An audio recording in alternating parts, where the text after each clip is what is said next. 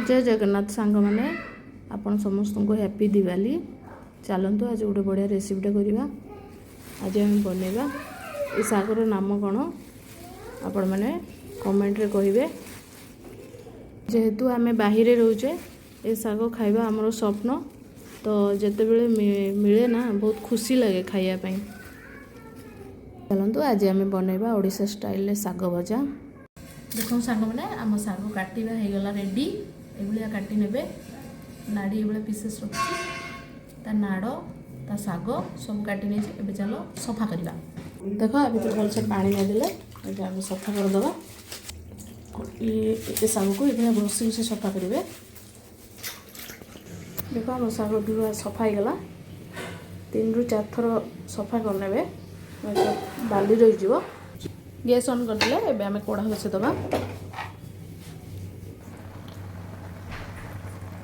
शाग अनुसार लुण पकईदबा,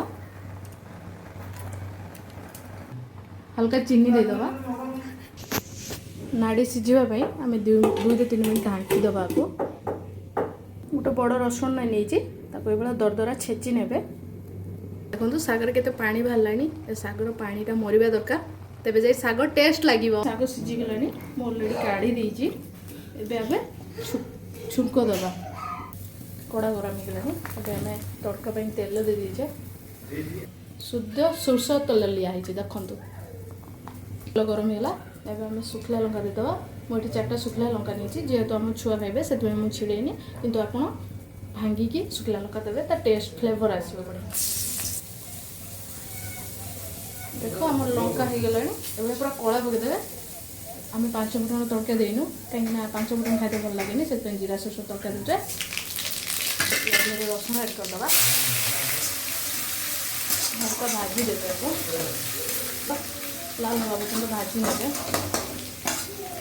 रसुण होगला। एबे आम शाग देदबा। आगे भाजी नवा को भाजी नवा को आम शाग रेडी होगला।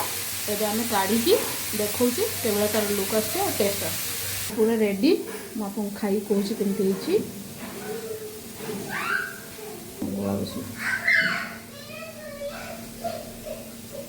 बहुत टेस्ट है।